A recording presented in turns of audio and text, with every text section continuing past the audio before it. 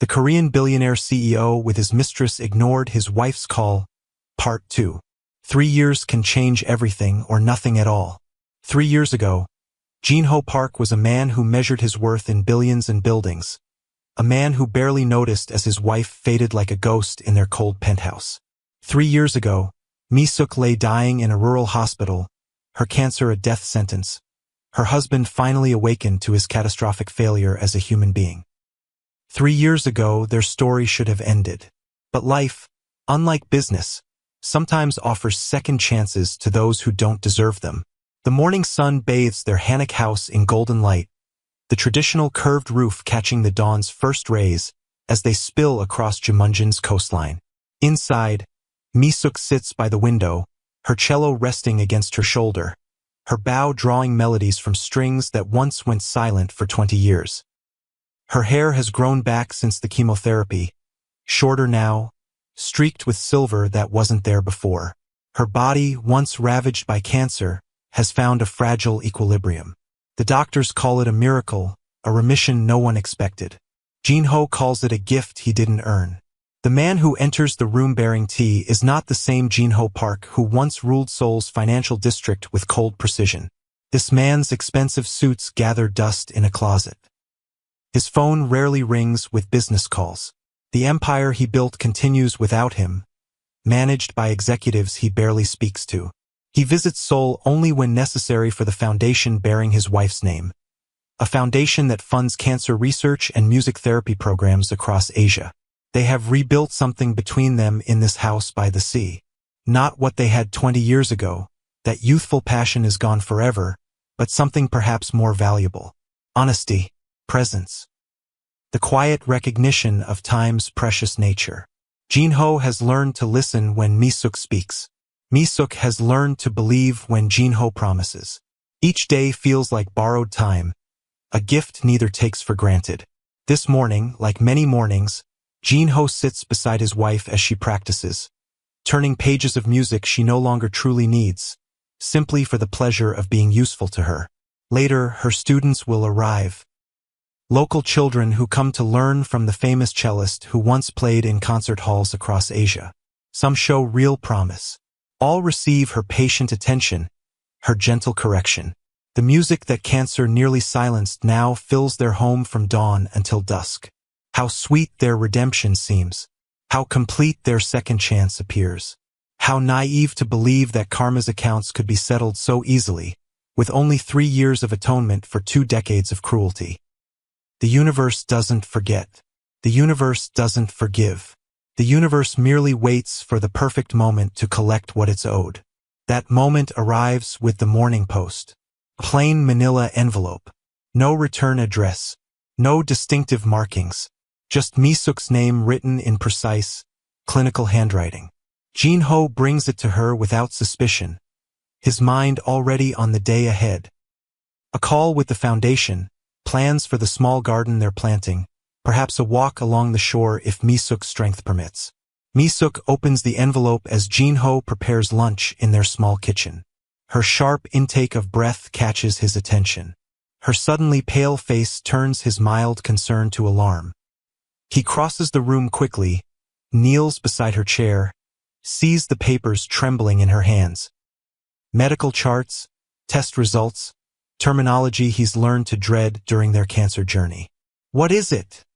he asks, though part of him already knows. Part of him has been waiting for this moment, has never truly believed they deserved their happiness. The cancer has returned. Not just returned, exploded through her body with a vengeance no treatment could hope to contain. Metastasized to her liver, her bones, her brain. Detailed scans show the progression with merciless clarity. Projections estimate weeks, not months. Perhaps days. But it's not the diagnosis that freezes Jin-ho's blood. It's the yellow sticky note attached to the final page. "You destroyed my family, Park. Now I control whether your wife lives or dies. Dr. Sung-min Kong." The name strikes Jin-ho like a physical blow. Kong, the brilliant oncologist whose research institute Jin-ho systematically dismantled 12 years ago. The man whose groundbreaking cancer treatment protocols Jin-ho buried under litigation and regulatory challenges.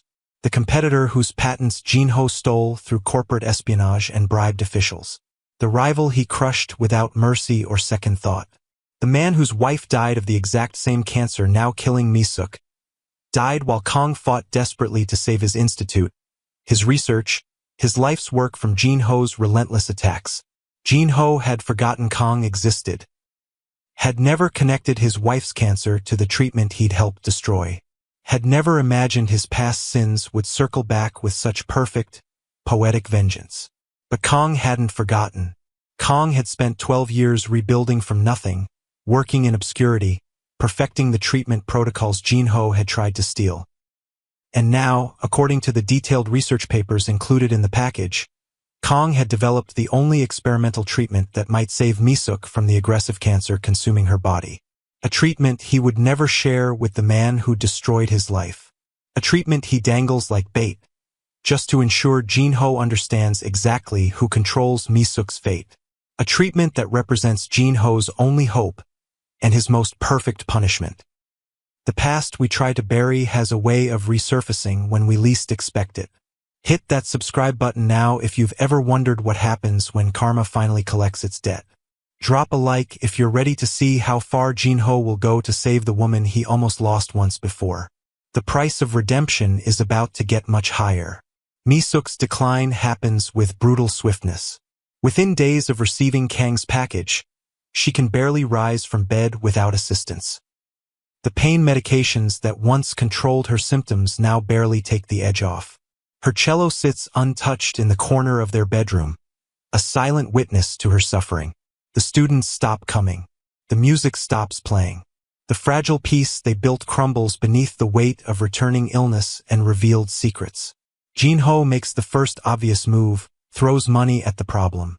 He contacts Kang's research institute, offers to fund their work for decades.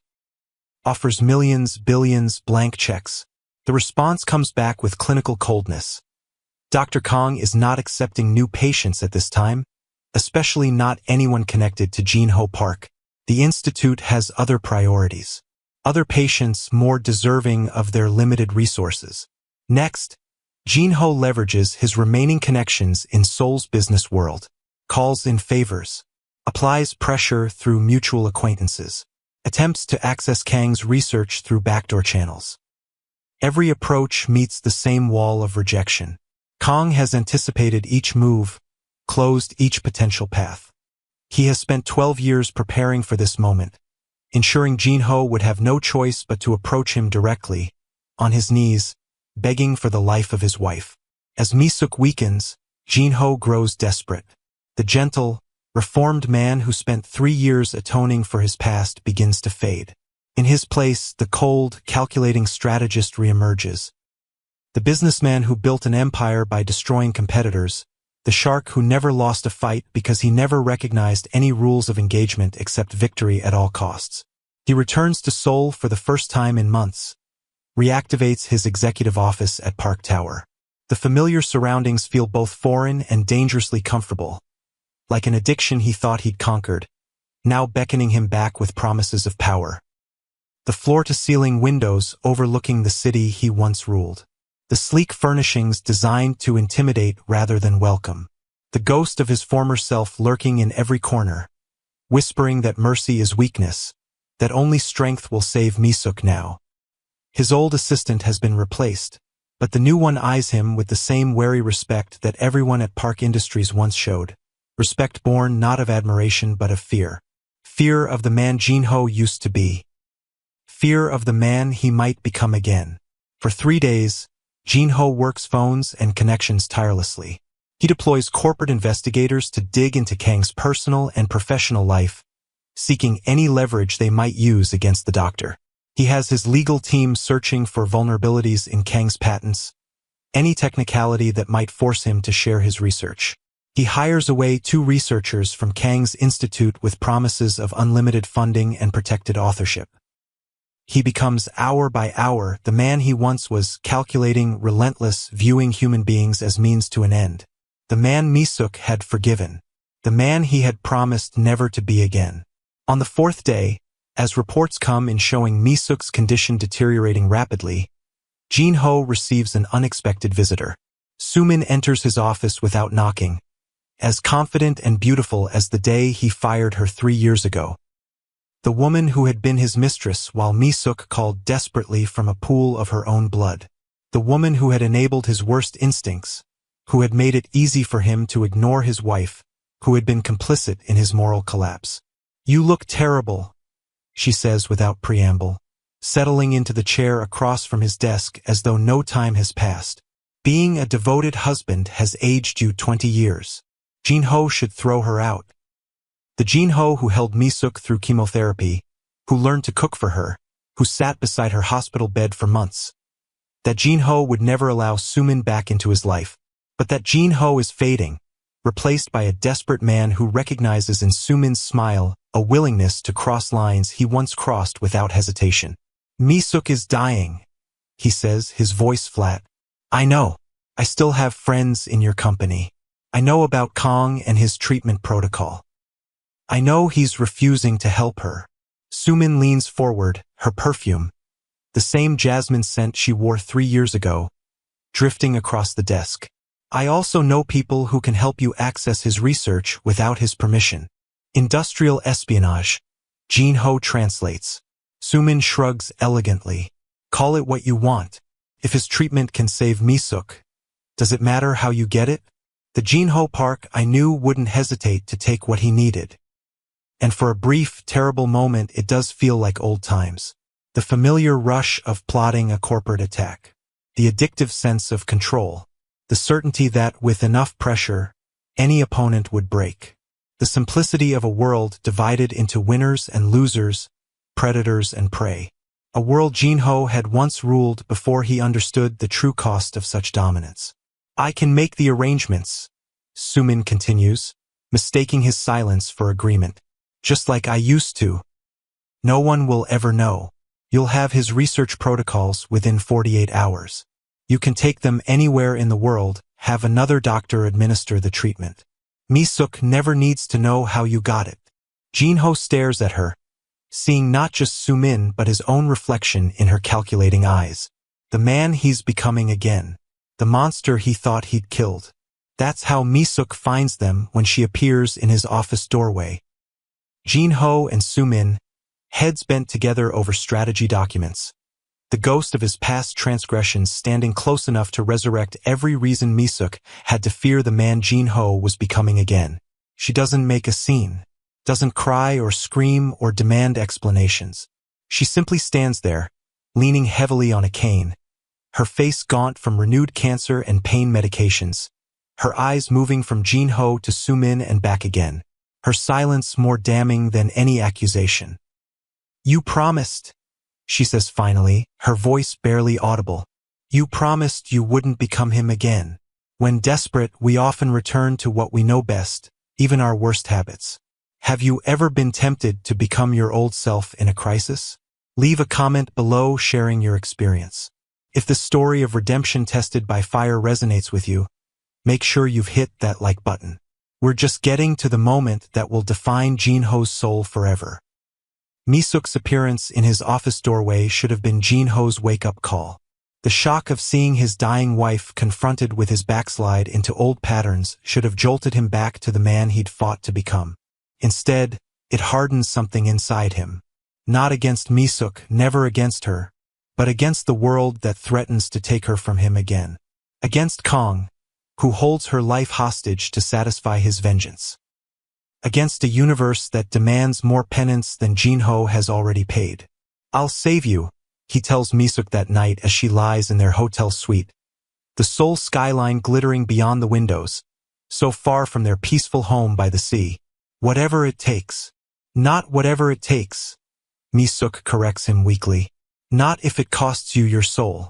Not if it makes you him again." But Jin-ho is already formulating his most ruthless plan yet. Sumin's suggestion of industrial espionage seems amateur compared to what he's now considering. Why steal research when you can steal the entire institute? Why beg for treatment when you can seize control and force access? Why play by rules when the stakes are Mi-suk's life? The hostile takeover plan comes together with frightening speed. Legal documents prepared, financing secured through personal funds, proxies ready to make their moves. Jin-ho will destroy Kang's institute just as he destroyed his research company 12 years ago. He will strip Kang of control, of dignity, of everything he's rebuilt from the ashes of Jin-ho's first attack. He will take the treatment by force and save Misuk, even if it means becoming the villain in their story once again. One call will launch the process that will seize control of Kang's life's work for the second time. Jin-ho's finger hovers over the phone button. The old Jin-ho, the ruthless CEO who crushed Kang once before, screams at him to press it, to win at any cost, to save Misuk by any means necessary. What is another destroyed life compared to saving his wife? What does it matter if he becomes a monster again if it means Misuk will live? What is his soul worth if not exchanged for her survival? But a smaller voice cuts through the noise. Misuk's voice from 3 years ago, when he first began to understand the depth of his failure as a husband. Some things can't be fixed with money, Jin-ho. Misuk's voice from their vow renewal ceremony. I forgive you not because you deserve it, but because forgiveness isn't earned. It's given. Misuk's voice just yesterday. Not whatever it takes. Not if it costs you your soul. Jin-ho stares at his phone, at the number that would set in motion the destruction of Dr. Kang for the second time in one lifetime.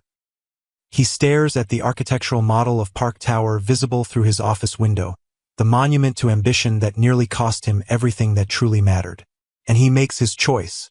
The next morning, Jin-ho drives alone to Kang's private residence, a modernist home overlooking the Han River on Seoul's outskirts. No lawyers, no security, no corporate armor, just a husband desperate to save his wife, finally ready to face the consequences of his past. Kang's security initially refuses him entry, but Jin-ho remains at the gate for hours, through rain that soaks him to the skin, through wind that cuts like remembrance. No umbrella, no shelter, no reprieve. Just a man standing exposed to the elements, as vulnerable as he had once made others feel. When Kang finally allows him in, perhaps out of curiosity, perhaps out of desire to witness his enemy's humiliation up close, Jin-ho enters not as a billionaire CEO but as a supplicant, penitent, a husband on his knees. Kang's home is both coldly beautiful and deeply personal. Minimalist architecture framing family photographs. Sterile corridors opening to unexpected warmth. The fortress of a man who had rebuilt himself from ashes, who had channeled grief into purpose, rage into healing. He leads Jin-ho through the house without speaking, finally stopping at a door that clearly leads to private quarters. You should see what you're asking me to forgive, Kang says, opening the door. The room beyond is a shrine, a woman's bedroom preserved exactly as it must have been 12 years ago, when Jeong Kang last slept there. Photographs cover one wall, a beautiful woman in her 30s, smiling despite the clear signs of illness in her later pictures. Jeong at her medical school graduation. Jeong with Kang on their wedding day. Jeong in a hospital bed, still trying to smile even as cancer consumed her. But most devastating is the small wooden table in the corner, covered with research papers. A workspace frozen in time, notes in Jeong's handwriting about the very cancer treatment Kang would perfect years later. Too late for her. Too late because of Jin-ho's ruthless takeover that kept Kang fighting for his company instead of focusing on saving his wife. She was helping me develop the treatment, Kang says, his voice altered by proximity to his most private grief. She was a brilliant oncologist herself. The theoretical framework was mostly hers. I've spent 12 years completing what she started. Jin-ho feels physical pain as the weight of what he had done truly hits him for the first time. Not just a corporate takeover. Not just a business rivalry. His actions had separated a husband from his dying wife during her final days. Had robbed Jeong of her last chance at the treatment that might have saved her. Had destroyed not just a company but a family, a future, a love story that should have continued for decades. I had no idea, Jin-ho whispers, though he knows the words are inadequate. Of course you didn't, Kang replies coldly. People like you never do. You see balance sheets, not human beings. You see obstacles, not lives. You see companies to acquire, not dreams to destroy. Jin-ho doesn't argue, doesn't defend, doesn't make excuses about the man he used to be. I took everything from you, he says simply. I didn't know about your wife. I didn't know you were developing the treatment for her. But that doesn't matter. I didn't care enough to know. I didn't consider for one moment the human cost of what I was doing. Kong says nothing. His silence weighted with 12 years of grief, of rage, of purpose forged in the crucible of loss. I won't ask you to forgive me, Jin-ho continues. What I did is beyond forgiveness. But I'm not here as the man who destroyed your company. I'm here as a husband begging for his wife's life. Not offering money or deals or threats. Just the truth. The acknowledgement of my crime against you and Ji-young. The recognition that I have no right to ask anything of you, but still must ask. Not for myself, but for Misuk, who never harmed anyone, who deserves a future that my actions may have stolen from her. Kong turns away, touching a photograph of his wife taken on what must have been near the end. Thin but smiling, her love for the photographer evident despite her suffering. A woman fighting a battle. Whirled around to find 2 security guards, men whose salaries he signed, watching him with professional detachment. Open this elevator, Maxwell demanded. The system is malfunctioning. It's not a malfunction, sir, the taller guard replied. We've been instructed to escort you to the boardroom. Visitor access only. Visitor? This is MY building. This way, sir. They flanked him, effectively marching him to the service elevator. The humiliation burned like acid in his throat. Maxwell Thorne, forced to use the service entrance of his own corporate headquarters. When the elevator opened on the executive floor, the normal buzz of activity was replaced by unnatural quiet. Employees kept their heads down, avoiding eye contact as he passed. Many of these same people had laughed at his jokes, complimented his leadership, and competed for his approval just yesterday. Now they couldn't look at him. The double doors of the boardroom were closed, but he could see silhouettes moving behind the frosted glass. He pushed past the guards and flung the doors open. The boardroom table was fully occupied.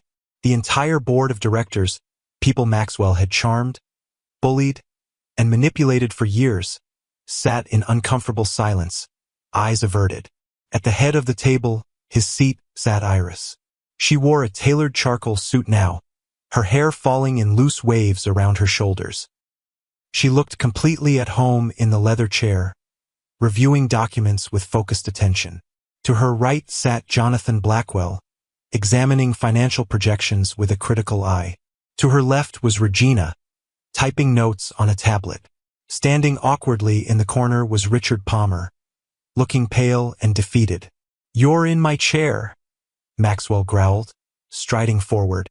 "I'm in the chairperson's seat," Iris corrected without looking up. "And as representative of the majority shareholders, it's now my seat. You can't just take over. I have contracts, executive protections."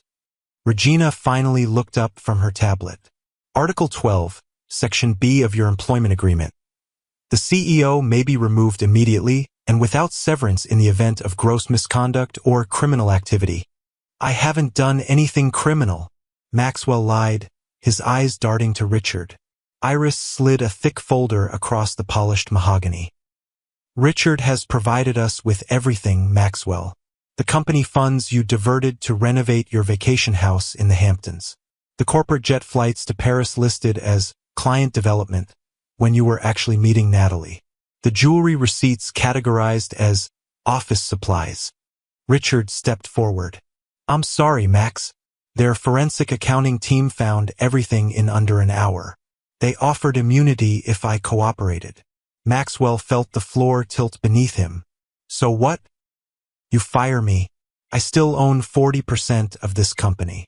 Jonathan Blackwell finally looked up, removing his reading glasses with deliberate slowness. "Actually, you don't. You leveraged your shares 3 years ago to cover your gambling losses in Macau.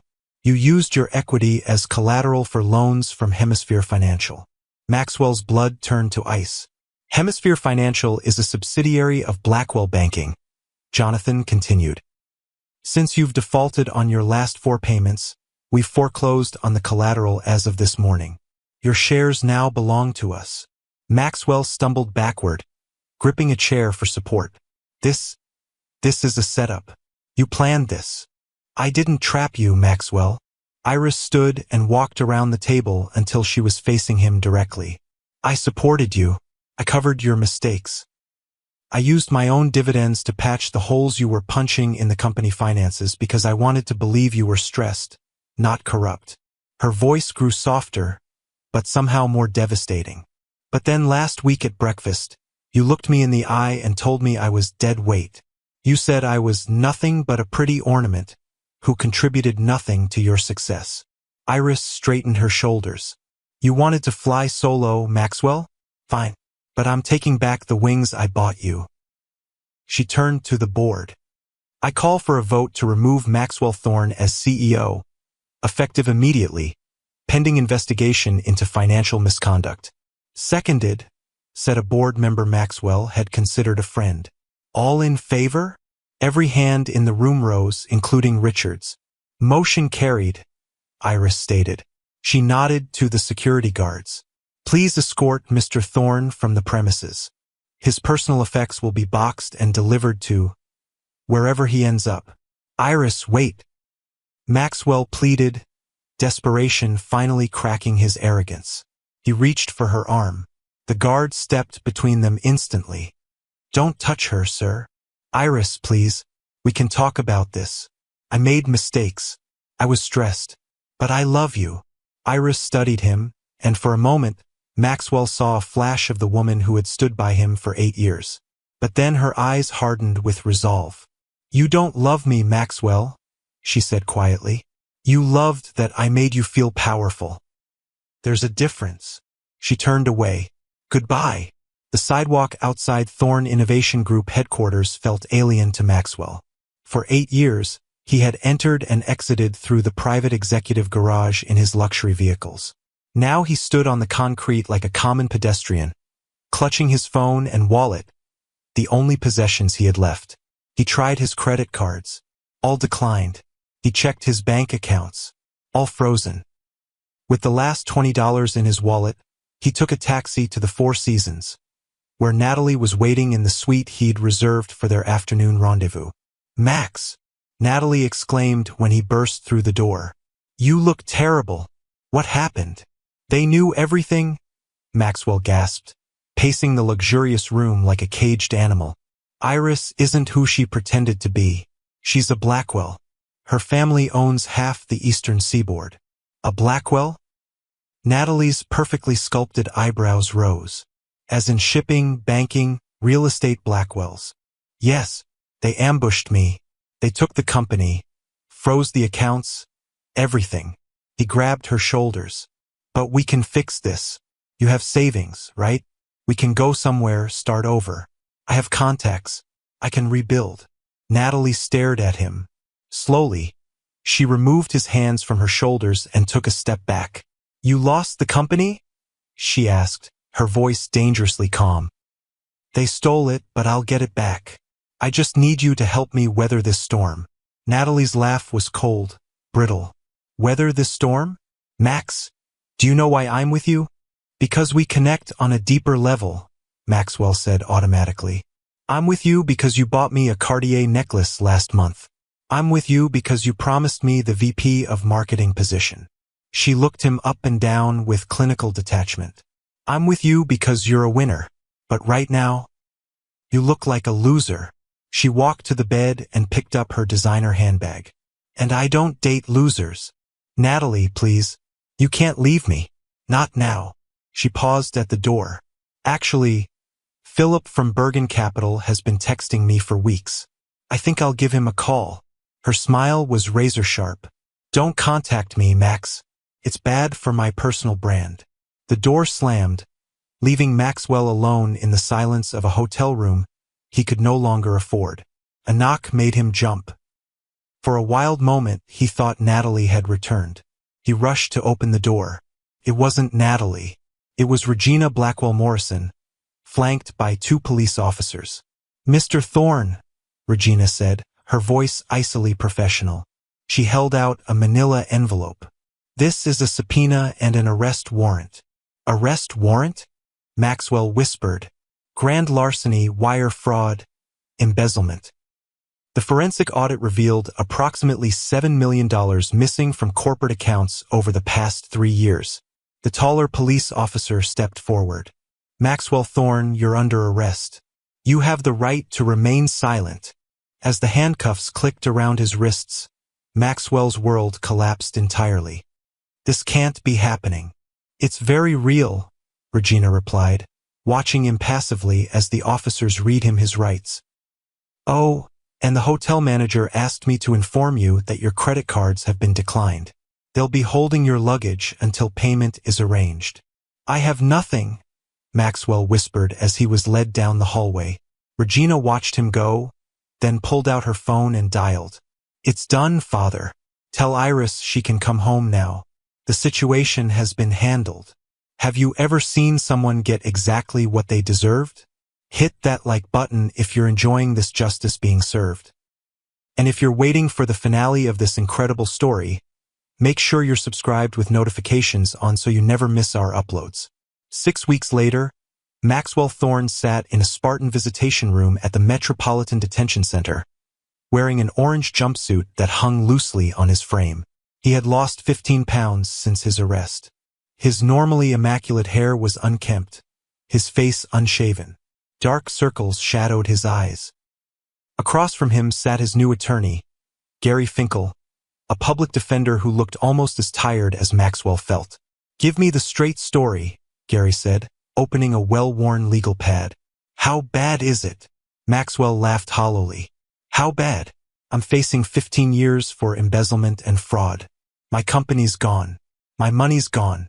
My reputation's gone. The prosecution is offering a deal, Gary said. 5 years if you plead guilty to all charges and agree to full restitution. Restitution? Maxwell scoffed. They want me to pay back $7 million when I don't even have $700 to my name. The Blackwells are insisting on it, Gary replied. Either you agree to work off the debt for the rest of your life, or you go to trial and risk the maximum sentence.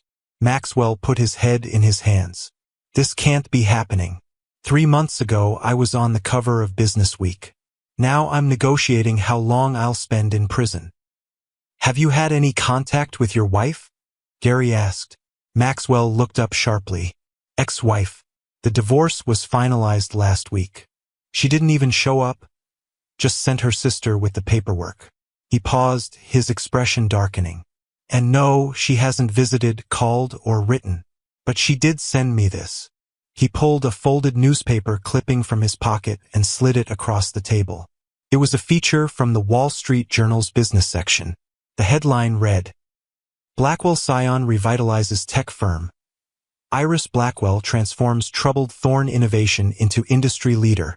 The accompanying photo showed Iris elegant, poised, powerful, standing in front of the company headquarters, which now bore a new sign, Blackwell Technology Solutions. She renamed it, Maxwell said bitterly. 8 years of my life, erased in 6 weeks. The article mentions you, Gary noted, scanning the text. Yeah. I'm the disgraced former CEO who mismanaged company resources and betrayed stakeholder trust. Maxwell's voice cracked. I built that company from nothing. With her money, Gary reminded him gently. Look, Max, I need you to understand your position clearly. The evidence against you is overwhelming. The forensic accountants found everything, the diverted funds, the falsified reports, the shell companies. Your CFO has turned state's evidence. Your mistress gave an exclusive interview to the New York Times calling you, and I quote, a narcissist who valued status over substance. Maxwell winced. She would know. She left me the second I had nothing left to give her.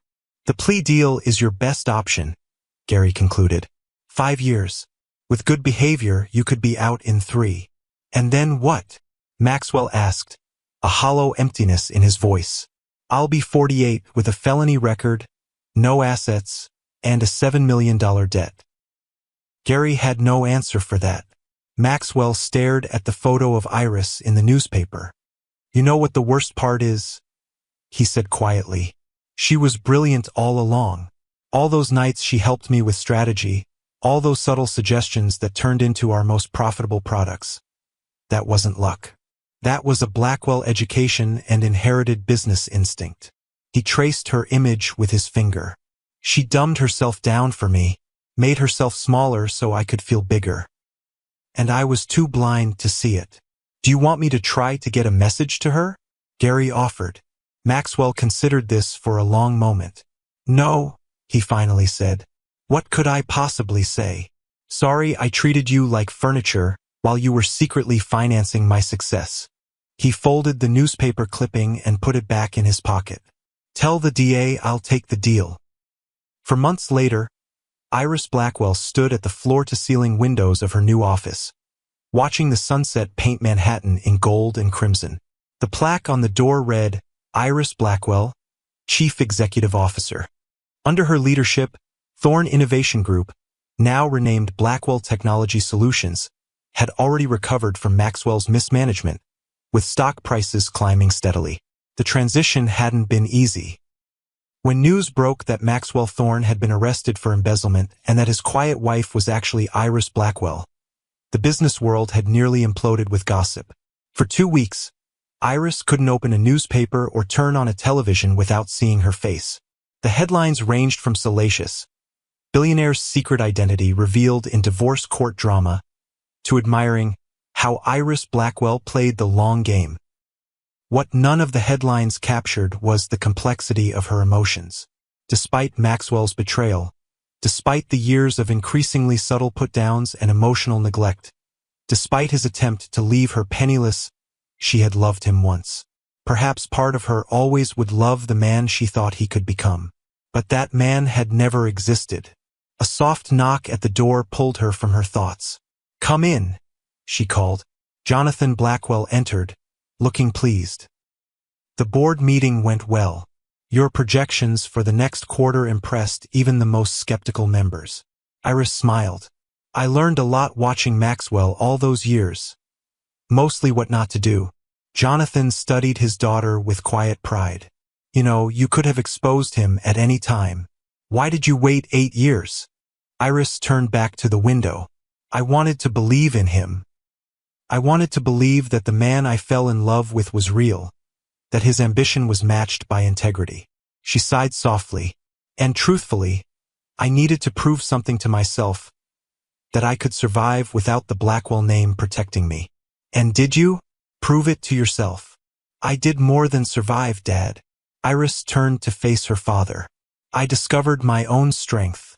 It took Maxwell's betrayal to show me what I'm truly capable of." She thought about the early days of their marriage, how she had deliberately dimmed her light to make him shine brighter, how she had pretended not to understand complex financial strategies she'd mastered at 16, how she had watched him take credit for her ideas in meetings, saying nothing because she wanted him to feel successful. "The irony," she said quietly, "is that I believed I was helping him by hiding who I really was. I thought my strength would threaten his. But real partnerships don't work that way, do they?" Jonathan smiled. "I never doubted it. Blackwells aren't made by their circumstances. We're made by how we respond to them." Iris nodded, then glanced at her watch. "I should go. I have dinner plans." "Business or pleasure?" Jonathan asked with a raised eyebrow. "Actually, it's a date." Iris smiled, a genuine warmth reaching her eyes for the first time in months. "With someone who knew me as Iris Sullivan first and seems quite unfazed by discovering I'm a Blackwell." "Anyone I know?" "Thomas Patel." "The public defender?" Jonathan looked surprised. "Former public defender. He's joining the pro bono department at Morrison International next month." Iris gathered her coat and bag. "He stood by me when he thought I had nothing. That tells me everything I need to know about his character." She remembered the moment in the courthouse when Thomas had learned who she really was. Unlike Maxwell, whose face had shown shock followed by calculation, Thomas had simply looked relieved not for himself, but for her. Later, he'd apologized for not being a better advocate. I really thought they were going to destroy you, he'd admitted. But you stayed anyway, she'd pointed out. You didn't abandon me when it looked hopeless. That, more than anything, had touched her. Jonathan nodded approvingly. Good foundations matter in relationships as much as in buildings. As they walked out together, Iris paused at the door to her office. The office that had once been Maxwell's shrine to his own ego, now transformed into a space of genuine creation and leadership. You know what Maxwell never understood, Dad? She said quietly. True power isn't about what you take from others. It's about what you create together. She switched off the light, closing the door on the past and stepping confidently toward her future. Meanwhile, in a federal prison in upstate New York, Maxwell Thorne sat on his narrow bunk, a worn photograph in his hands.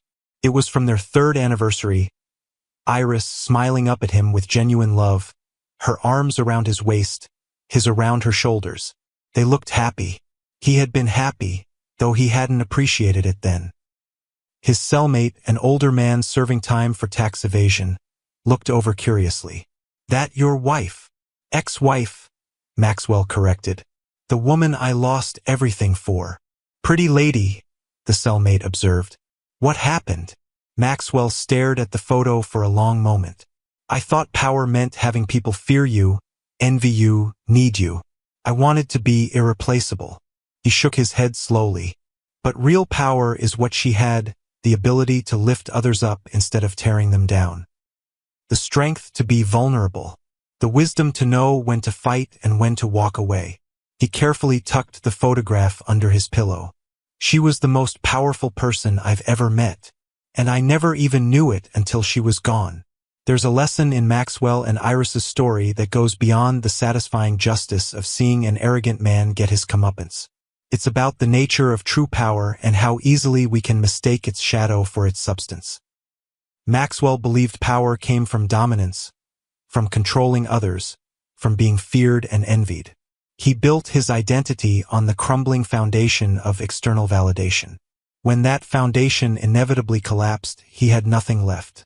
Iris understood that real power comes from within, from knowing your worth, from having integrity, from building rather than breaking. She allowed herself to be underestimated not because she was weak, but because she was secure enough in herself to play the long game. Sometimes in life, we find ourselves standing in Maxwell's shoes, chasing status and validation at the expense of what truly matters. Sometimes we find ourselves in Iris's position, being underestimated, overlooked, or taken for granted. The question we must ask ourselves is, when our moment of truth comes, will we crumble like Maxwell, or will we rise with dignity like Iris? If you've enjoyed this story of justice served, hit that like button right now. It helps our channel reach more people who love these powerful stories. And if you haven't already, subscribe and turn on notifications so you'll never miss our next video. What did you think of Iris's revenge? Was it justice served? Or did Maxwell deserve worse? Let us know in the comments below. Until next time, remember, true power isn't measured by how many people you can control, but by how many lives you can positively impact, including your own. Thank you for watching. I'll see you in the next story.